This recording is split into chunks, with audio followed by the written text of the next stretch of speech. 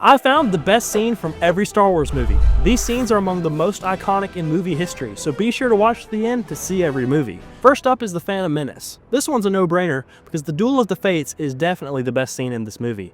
The duel is one of the best choreographed in the entire saga, and it's the first time we get to see Darth Maul in action. There's so much to like about this moment.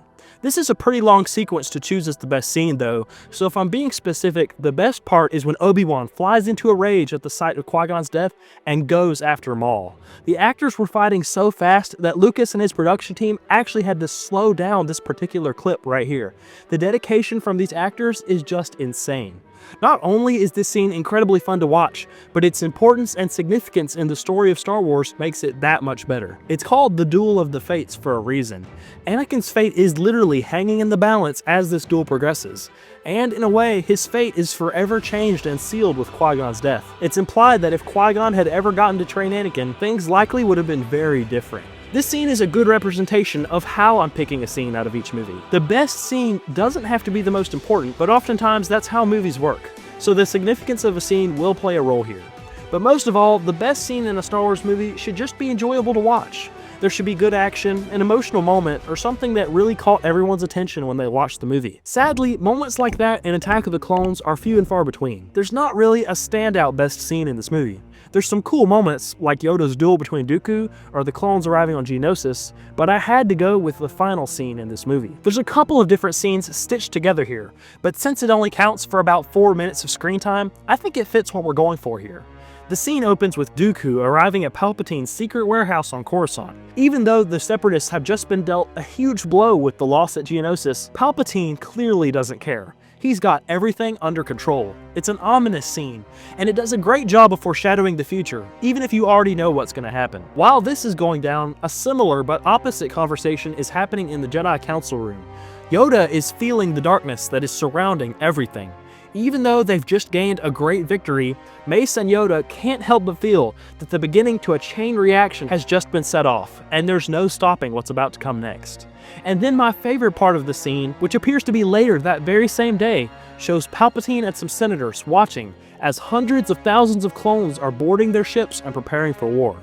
It's chilling, yet so awesome to hear the Imperial March play as Palpatine overlooks his grand army. I think this scene does an amazing job at stating the obvious, while still giving you this uncertain feeling. Like I said, if you'd watched the originals going into this, you know what's going to happen in the next movie, but you really have no idea how it's going to go down. That's what makes this scene so special. Because of that setup, Revenge of the Sith has a ton of great scenes, but the duel between Anakin and Obi-Wan really stands out despite the competition. Somehow, the fight choreography tops even that of the Duel of the Fates, and there's this added level of tension and emotion as these two brothers battle it out. The duel itself is one of my favorite moments in all of Star Wars, but the best scene in particular is at the end of the duel, when Obi-Wan gets the high ground. I love how Obi-Wan desperately tries one more time to call off the fight. He knows deep down that Anakin, being the overconfident risk-taker he is going to jump at him despite the odds. But Obi-Wan, above all else, doesn't want to go through with what happens next. He's forced to cut his friend in half and watch him burn in the lava below him. Hayden Christensen does such a good job acting in this scene.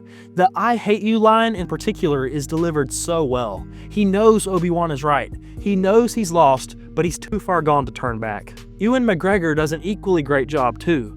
Obi-Wan is my favorite Star Wars character, and seeing the obvious pain in his expression is the worst. You feel for him so much in this moment. Ultimately, Obi-Wan stays true to his word when he spoke to Yoda. Despite everything that's happened, from witnessing the security recordings to seeing Anakin choke Padme, Obi-Wan can't kill him. So he leaves Anakin behind to let the lava run its course. It might be the most heartbreaking moment in all of Star Wars. You guys know I love to glaze Obi-Wan, so before we move on, I gotta go back to the Clone Wars movie. The best scene from here perfectly encapsulates the entire vibe of the Clone Wars show. It's just so much fun. Throughout the show, there's times where some of the most powerful people in the galaxy, like Anakin and Obi-Wan, can't solve their problems through brute force or power. They have to use trickery to outsmart the Separatists. And that's exactly what Obi-Wan does on Christophsis against General Worm Loathsome. The Republic was losing the Battle of Christophsis big time, Anakin, Ahsoka, and the 501st were trapped on the surface with Obi-Wan and the 212, completely cut off from air support. The Separatists had launched a massive offensive, and things weren't looking too good. So Obi-Wan has the genius idea to let himself be captured so he can get face to face with the general. While Obi-Wan has him distracted, Anakin and Ahsoka sneak past the droids to disable their shield generator. You see, the droids were able to advance right onto the Republic position because they were protected by this shield. The droids could shoot out of the shield, but the clones couldn't hit back, so disabling it would change everything. We get some classic Anakin and Ahsoka banter as Ahsoka almost ruins the entire mission by activating trip mines, but she redeems herself and saves Anakin's life. During all this, the battle is still going on, but Obi-Wan's just chilling, sipping tea and buying time. Inevitably, the negotiator strikes again, and as soon as the shield's down, he turns the tables on Worm Loathsome, capturing him and forcing his surrender. This movie may have its problems, but this is a pretty awesome moment. The same could be said of the Solo movie, but I think everyone agrees that the train heist is super cool, and I think it's the best scene in this movie. It's got everything that a Western heist scene should have. But it's Star Wars, so that makes it 100 times better. You got three sides all fighting over the train, with the Imperials protecting it and Solo's crew and the Enfys Nest trying to steal it. The action is really intense as the train twists and turns with all of these different people fighting in different sections. Val is fighting probe droids, Beckett's fighting Imperial, and Han and Chewie are just trying to get the job done. But things start going wrong fast. Rio, the crew's pilot, gets shot in the back by one of the mercenaries. It's a surprisingly sad and moving death for a character that's barely been in the movie at all. When he tells Han, "It's no good to die alone, kid," it really hits hard. Then we find out that Val isn't going to make it off the bridge, and that Enfys Nest is succeeding. For Han's first mission, it couldn't have gone much worse. But then he makes the split-second decision to drop the payload rather than hold onto it like Beckett told him to. It's a glimpse into Han's true nature. He's in it for the money, but at the end of the day, he just wants to save himself and his people. To me, it's an unpredictable ending to a scene that most people probably thought would end predictably. And it's a really cool moment with insanely good CGI. The mountains, the train itself, and everything in between is extremely well done. It's a very underrated scene for sure. And now we get a scene that's probably the furthest thing from underrated. The best scene in Rogue One is the Vader Hallway Scene. One of my only gripes with the original movies is that we never really see Vader in action. He's shown as this big, bad Dark Lord of the Sith, but other than bullying and choking some of his officers, we don't see him in battles other than when he duels Luke. It's not like Vader has anything to prove, but at the same time, you'd love to see him showing off his powers. 40 years later, fans finally got to see the true Vader in this scene. The rebels have no clue what they're going up against, but it's a tall, larger-than-life form, dressed in black, carrying a lightsaber, and it's a killing machine. Just imagine being the rebel troopers in the back, trying to get the door open, knowing that that thing is coming. It's like your worst nightmare is slowly chasing you down, and there's absolutely nothing you can do about it. Vader's just taking his time, methodically chopping down rebels and using the Force to kill them in all sorts of different ways. I almost believe Vader's enjoying himself behind the mask, just taking out his anger and rage on these helpless troopers, just like he did to the Tusken Raiders all those years ago. And the music captures everything so well. It may not be a John Williams piece, but Michael Giacchino did an amazing job here. As good as it might be, the music in Rogue One doesn't hold a candle to A New Hope. Specifically, the Mos Eisley Cantina Band, which is one of the most iconic songs in all of Star Wars. And that's a big part of why I think the Cantina scene is the best from A New Hope. Episode 4 is a great movie, but there's not a lot of standout scenes that really rise above the rest. The binary sunset comes to mind, one of the most iconic shots in all of cinema, the moment where Luke's life changed forever. When I was thinking about everyone that saw this movie in theaters for the first time, I have to imagine that this one stood out. I mean, think about it. As Luke walks into the cantina, the camera pans through a ton of aliens. Honestly, it might be the most aliens we ever see on screen at one time in the entire saga. For the 1970s, all these costumes and effects would have been incomprehensible to the viewer. There's just so many different creatures in there, and they all look like the furthest thing from a human being. And then there's the jazz band, who look pretty different in their own right. They're playing some awesome jazzy music that seems familiar, but it totally sounds like it's from a galaxy far from away at the same time. Right after that, we get two awesome moments that depict the sheer lawlessness of Tatooine perfectly. First, we see Luke get threatened by these two thugs for no reason, so Obi-Wan just chops the dude's arm off, and everyone just keeps going about their business. Then, a few minutes later, Han decides to blow Greedo's head off, and no one bats an eye. That moment does a great job of setting up Han's character for the rest of the trilogy. He's supposed to be a good guy, but he's definitely rough around the edges, there's no doubt about that. Next up is Episode Episode 5, The Empire Strikes Back. The best scene in this movie is the easiest pick of my life because it's obviously the "I am your father" reveal. This scene would have completely broken the internet if the internet had existed back then. This was something everyone was talking about.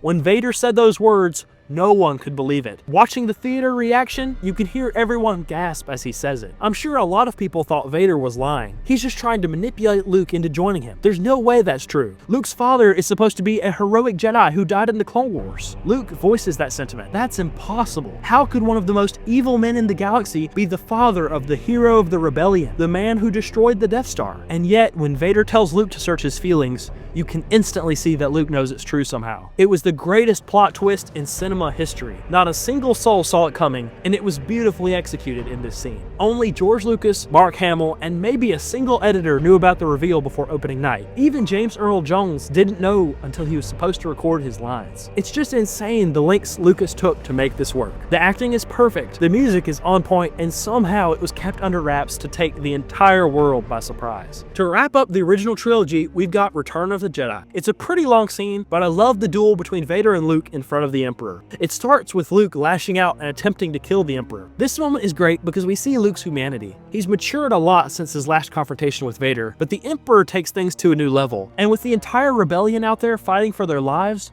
Luke's backed into a corner. He does what any of us would do if we were in the same situation. The duel itself is by far the best of the original trilogy. The camera angles really add to the intensity of the fight. But the fight is intense enough on its own, and Luke is completely owning Vader. As soon as Luke gets the high ground, Vader says, "Obi-Wan taught you well." You love to see it. It's really interesting how Vader continues to bring up Obi-Wan, especially in this fight. It's as if he's obsessed with his old master. He can't really let go of what happened in Revenge of the Sith. Luke's cooled down at this point, and this is where the duel is at its best, because it's a story-driven fight. Luke doesn't want to fight his father. Rather, he's got the opposite motive of the Emperor. As soon as Vader mentions Leia, though, Luke snaps again.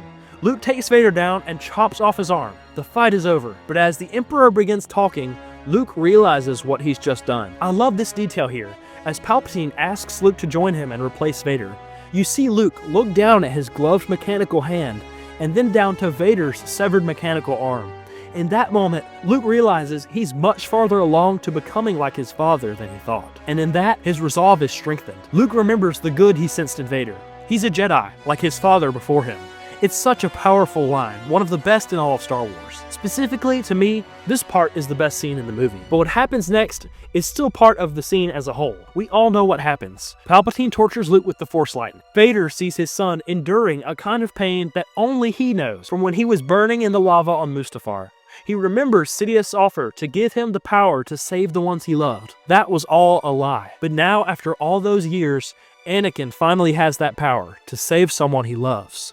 You can see the emotion through Vader's mask as the torture reflects on his eyepieces, and then the moment where he makes the decision to save his son. Return of the Jedi is plural. It doesn't just refer to Luke, it's also about Anakin. The Emperor's fatal mistake was believing that only one Jedi was in the room with him. Little did he know, that day, the Chosen One would fulfill his destiny, and Anakin Skywalker would be at peace. I could go on and on about this scene.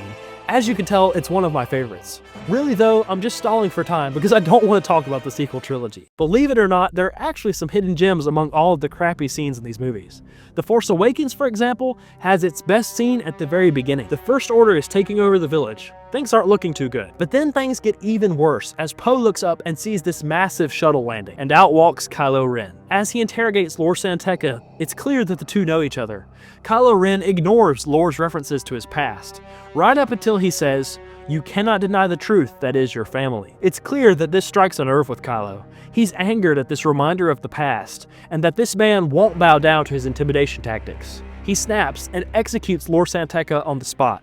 With hindsight, it's a great way to show the childishness and insecurities that Kylo Ren is dealing with. And yet, despite that, he's still very menacing and extremely powerful. We immediately see that as he freezes Poe's blaster shot in midair, and then proceeds to freeze Poe in place too. I remember watching this in the theater, just totally stunned. The sound effects in this scene were perfect, and it hit so hard. It's an amazing introduction for a villain, and it really had everyone thinking that Kylo Ren was going to turn out to be a super awesome character. The subplot of this scene adds a lot as well. Framed against this darkness, there's this mysterious stormtrooper with the bloody fingerprints of his comrades stained on his helmet. It seems like the battle in the village is too much for him. He's overcome, breathing hard and unable to follow his orders. While the other stormtroopers execute the villagers on Kylo Ren's orders, this trooper just stands there, shaking in his boots. He can't bring himself to follow through with this evil act. It may be easy for people like Kylo, but he's different. That much is clear. It's a really great opening for the movie, and an even better introduction to some core characters. It brings up a ton of questions that have so many amazing potential answers. Unfortunately, between J.J. Abrams and Rian Johnson, they collectively chose all of the worst answers to tie up those loose ends. The Last Jedi, in many ways, is a culmination of that, for Finn at least. Kylo Ren still went through some solid character development in this movie, particularly in this scene, which I believe is the best. The First Order is chasing down what's left of the Resistance, and Kylo Ren is in the process of finishing them off, completely obliterating entire sections of the flagship, the Raddus. But then, all of a sudden, as he's about to target the bridge, Leia senses her son's presence. She reaches out to him in the Force, and we get this moving moment where the two are communicating through the Force, all while Leia's theme plays in the background. Leia is pleading with Ben not to go through with it. His thumb is hovering over the trigger, but he can't bring himself to do it. There still may be some good left in him. For just an instant, Leia is at peace, knowing her son isn't doing it. Then the music goes silent, and Kylo Ren's wingmen swoop in and finish the job. Carrie Fisher does a great job in this scene, staying resolute as the missiles strike, knowing that at least the son she used to know is still out there, somewhere. And Adam Driver's face is perfect, capturing genuine shock and surprise at himself and at the situation, thinking his mother, one of the only bright spots in his life, is dead. Say what you want about the sequels, but they casted some amazing actors for these movies. Finally, last and certainly least is The Rise of Skywalker. For this movie, I had to go with the credits as the best scene in this movie. No, I'm just kidding. Actually, I'm gonna do right by this movie and pick a scene, as hard as that may be. Eventually, after a lot of time racking my brain, trying to think of something good, I remembered this epic scene from the Battle of Exegol, where Palpatine goes sicko mode and blasts thousands of ships out of the sky. This all comes right after the Resistance had their Avengers Endgame moment, as hundreds of thousands of ships arrive to save the day.